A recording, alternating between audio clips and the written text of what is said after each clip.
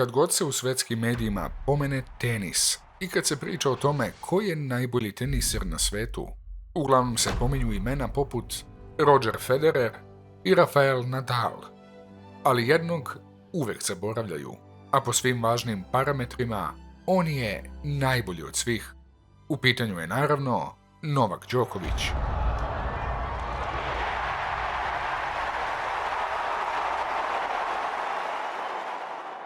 Cilj u tenisu je da postane pro.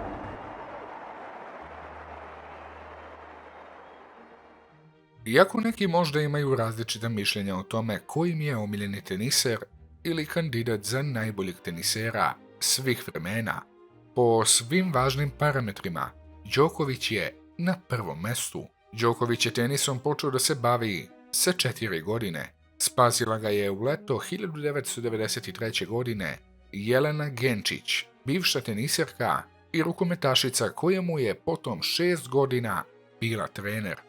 Mene je bilo jako iznenađujuće da sam ga gledala 2 dana kako van terena visi na žici i gleda šta mi radimo, ne 5 minuta, ne 10 minuta, nego 2 sata, pa opet 2 sata, pa popodne opet 4 sata.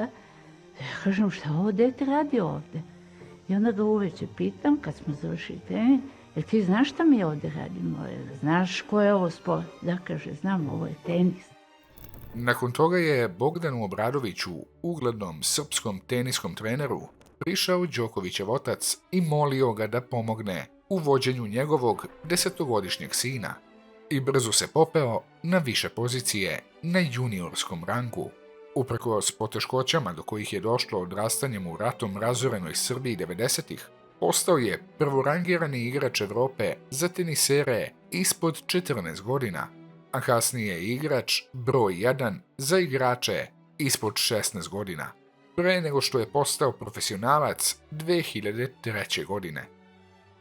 Đoković je sa 18 godina ušao u top 100 na ATP listi, a u julu 2006. godine osvojio je svoj prvi ATP turnir.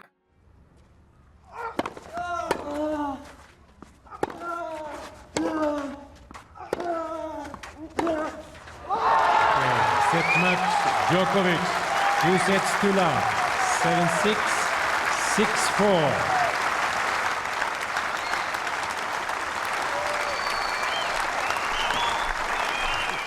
Nakon što je prošao u polufinale i na otvorenom prvenstvu Francuske i na Wimbledonu 2007. godine, stigao je i do finala US Opena, ali je izgubio od Rogera Federera.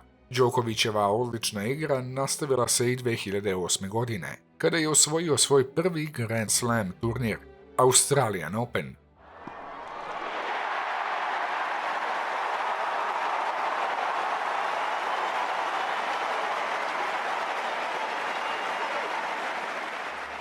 Čime je postao prvi Srbin koji je osvojio jedno od 4 najprestižnija teniska turnira u singlu. Kasnije te godine osvojio je bronzanu medalju na olimpijskim igrama u Pekingu 2008. godine. Đokovićev napredak je nakon olimpijskih igara stagnirao u neku ruku skoro 3 godine, pošto je osvojio 10 ATP turnira u singlu za muškarce i stigao do samo jednog Grand Slam finala između februara 2008. i kraja 2010. godine. Ali sve je krenulo na bolje u decembru 2010. godine, kada je predvodio srpsku reprezentaciju na Davis Cupu do prve titule.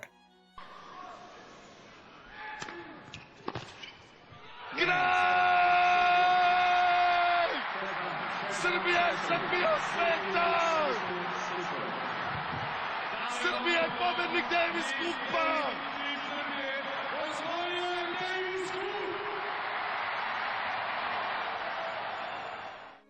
Njegove pobjede u Davis Cupu pokrenule su lavinu uzastopnih 43 pobjeda, trećeg najdužeg niza u Open eri od 1968. godine.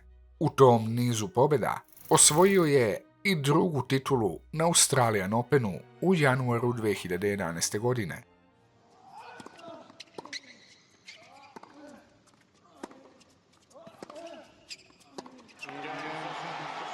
He's got it.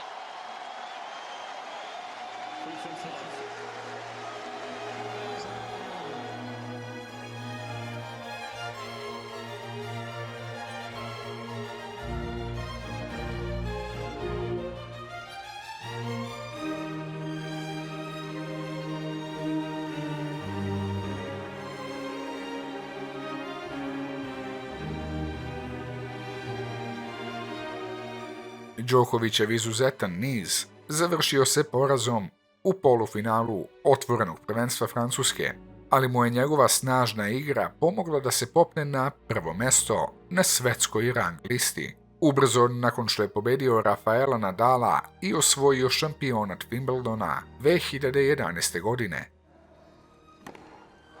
There's a new champion at Wimbledon. Novak Djokovic.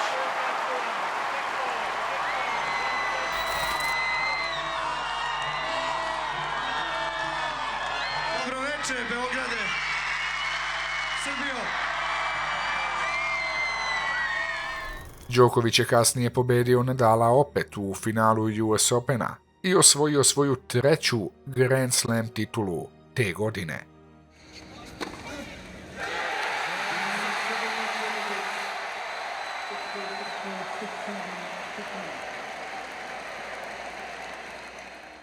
Ali polufinale je ipak ostalo upamćeno u glavama mnogih. Igrao je protiv Federera i gubio je rezultatom 7-6, 6-4. Zatim je izjednačio rezultat. Međutim, Federer je ponovo preuzeo vodstvo i imao je 2 meč lopte. I tada se desilo ono što niko nije očekivao.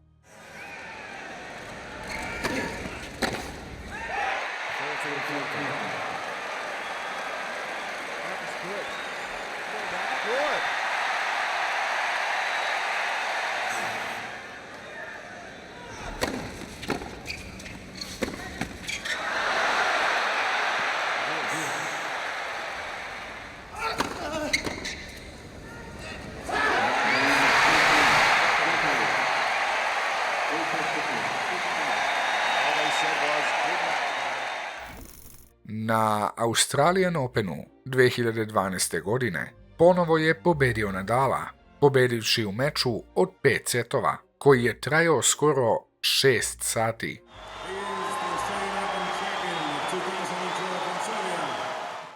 Njih dvojica su se sastali u 4. uzastopnom Grand Slam finalu na otvorenom prvenstvu Francuske 2012.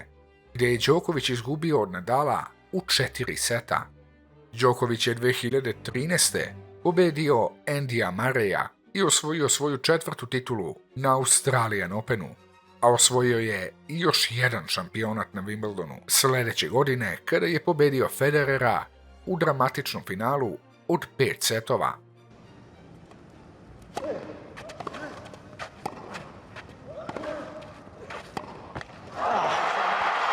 It's Djokovic who claims this classic. Godine 2015. pobedio je Murraya i osvojio svoj 5. Australian Open u karijeri, čime je Đoković postao lider svih vremena na Australian Openu za muškarce u singlu.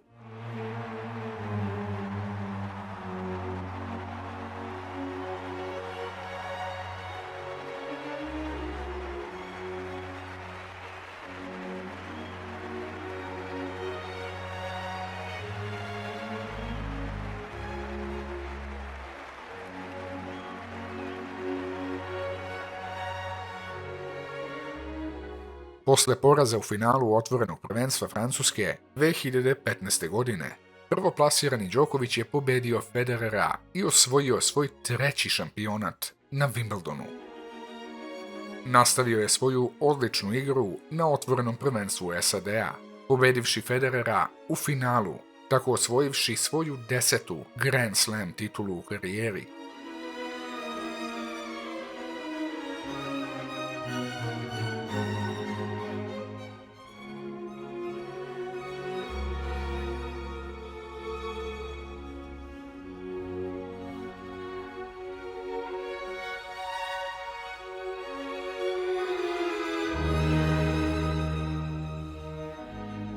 Đoković je svoj pobednički niz u Grand Slam mečevima produžio kada je pobedio Murraya u uzastopnim setovima u finalu Australian Opena 2016. godine. Na otvorenom prvenstvu Francuske 2016. ponovo je pobedio Murraya u finalu Grand Slama. Đoković je stigao do finala otvorenog prvenstva SAD-a 2016. ali je izgubio meč u 4 seta od Švajcarca Stena Wawrinke. Nije uspeo da se plasira u četvrtfinale na prva 3 Grand Slam turnira 2017. godine, a u julu je najavio da neće igrati do kraja godine kako bi lečio povredu lakta koja ga je mučila prethodnih 18 meseci. Vratio se u igru u januara 2018. godine i polako je napredovao tokom cele godine, a u julu je osvojio svoju 4. titulu na Wimbledonu.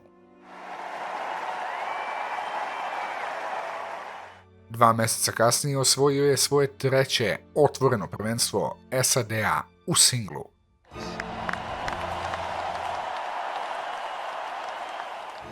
U januaru 2019. osvojio je svoju 7. titulu u karijeri na Australian Openu i tako je postavio rekord. Novak, congratulations. Okay, 7 Australian Opens, 15 slams. But Not too bad. Not too bad. Cannot complain. Cannot complain. Zatim je odbranio svoju titulu na Wimbledonu na epski način, pobedivši Federera u finalu od 4 sata i 57 minuta.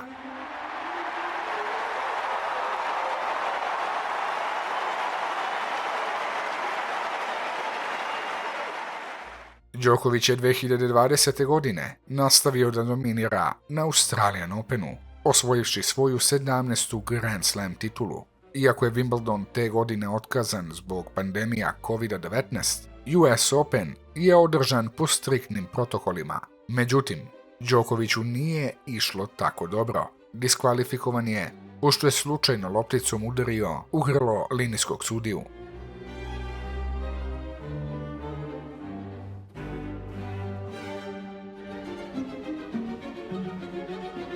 Otvoreno prvenstvo Francuske održano je na jesen, tamo je stigao do finala, ali je izgubio od Nadala. Đoković je osvojio još 1 titulu kada je pobedio u finalu Australian Opena 2021. godine. U junu te godine osvojio je svoje 2. prvenstvo Francuske.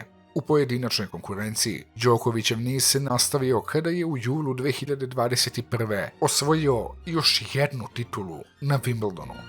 Ukupno 20 Grand Slam šampionata u singlu za muškarce, čime je izjednačio rekord svih vremena koji su delili Federer i Nadal. Kasnije te godine je ušao na US Open, nadajući se da će postati 3. igrač koji je osvojio sva 4 Grand Slam turnira u jednoj kalendarskoj godini. Iako je stigao do finala, Đoković je u nizu poražen od Danila Medvedeva.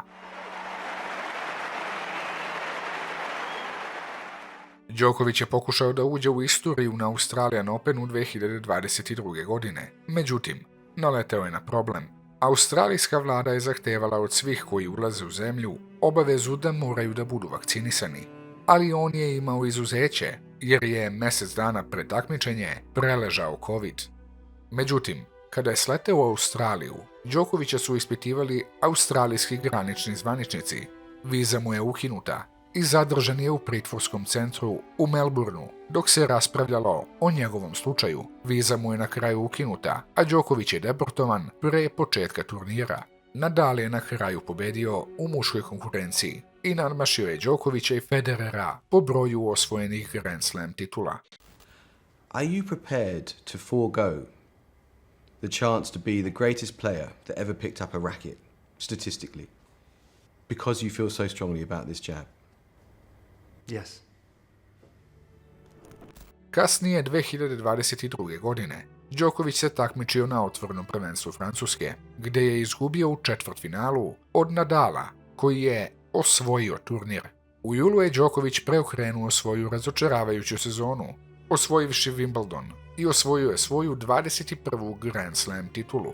Ubrzo nakon toga bio je primoran da se povuče sa otvorenog prvenstva SAD-a. jer su uslovi za vizu za zemlju uključivali punu vakcinaciju. Međutim, 2023. godine Đoković se vratio u Australiju, koja je ublažila svoja pravila vezana za COVID-19. Na Australian Openu te godine osvojio je svoju 10. titulu i ponovo se izjednačio sa Nadalom po osvojenim Grand Slam titulama.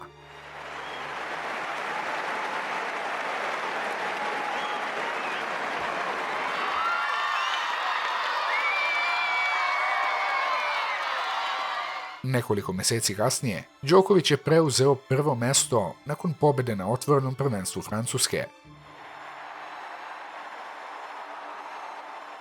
Ušao je u finale Wimbledona te godine, ali je izgubio od Carlosa Alcaraza.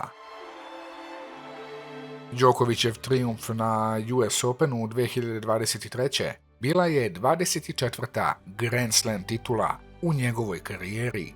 To ga je izjednačilo po broju osvojenih Grand Slam titula sa Margaret Court. Proteklih nekoliko godina osjetio sam da imam šansu da uđem u istoriju. Zašto je ne bi zgrabio ako je tu? Rekao je Đoković posle osvajanja titule.